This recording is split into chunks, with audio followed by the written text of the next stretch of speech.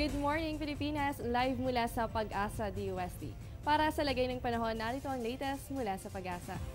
Good and fair weather pa rin ang aasahan natin ngayong araw. Dulot yan ng easterlies at reach of high pressure area na umiiral sa bansa. Itong mga weather system na ito ay attributed sa good weather. Kaya naman makakaasa tayo sa mainit at maaraw na panahon dito sa buong kapuluan. Kaugnay naman sa usaping cloud seeding, dagdag kaalaman lamang ito ay artificial na paraan para magpaulan at ginagawa ito para punuan ang mga dam na nasa critical level na at ganun din para sa mga kababayan nating magsasaka na natutuyuan na ng lupa.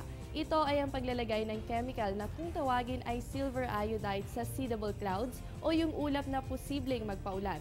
Tumutulong ito sa enhancement ng water vapor at ice crystal na nasa ulap at yan na nga ang nagiging sanhi ng artificial rains. Sa aming pagbabalik, abangan ang latest sa kondisyon ng mga dam sa bansa. Yan makalipas ang isang paalala.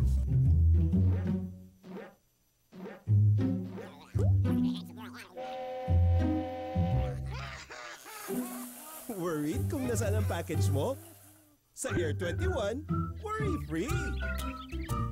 May real-time SMS updates kaya alam mong status ng padala mo every step of the way. Why worry? Pwede namang worry-free.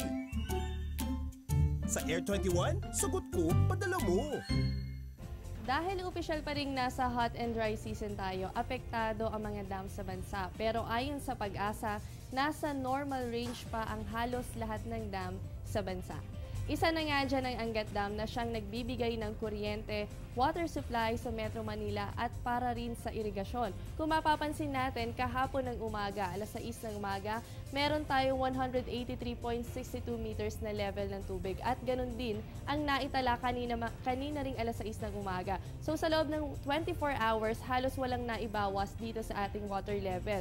At ang rule curve natin nasa 186.31 meters. Ibig sabihin ng rule curve, ito yung nagbibigay ng basihan para sa mga dam operator natin sa equal distribution ng tubig natin. So dito, kung mapapansin nyo, halos walang naibawas dahil ibig sabihin, merong mga pag-ulan na nangyari dyan sa area na yan. Kaya naman yung mga naipakawalan tubig para sa ating water supply, kuryente at irigasyon ay napunuan naman o na-replenish nitong mga pag-ulan na to.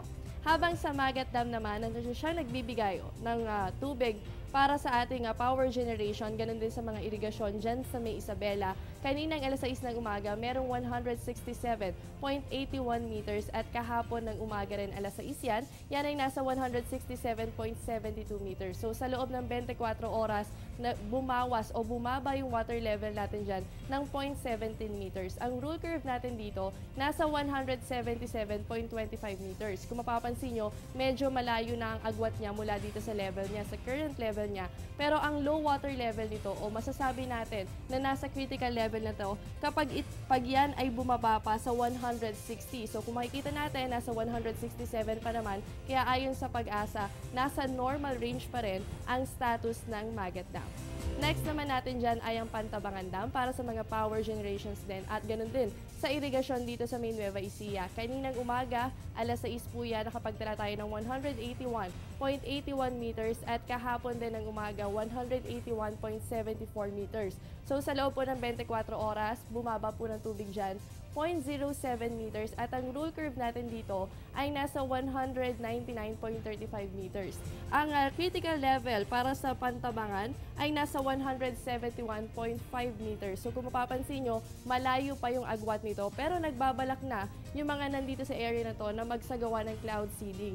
Dahil inaasahan o ayon sa Pag-asa na pagsapit ng second week ng May at magtuloy-tuloy ang ganitong init ng panahon ay maaaring bumaba sa critical level ang mga water level dito sa ating dam. Kaya naman pinaplano na rin ang pagsasagawa ng cloud seeding. Yan ang kasalukuyang lagay ng tubig sa ating mga dams. Bahagyang mababa na ito at maaaring magpatuloy ngayong panahon ng tag-init. Makakatulong kung tayo ay magtitipid ng tubig.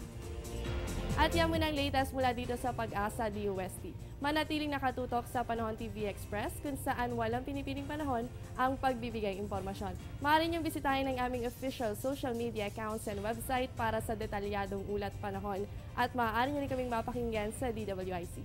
Ako ang inyong weather buddy Jessie Basco na nagsasabing walang dadaig sa taong may alam at laging handa. Magandang umaga!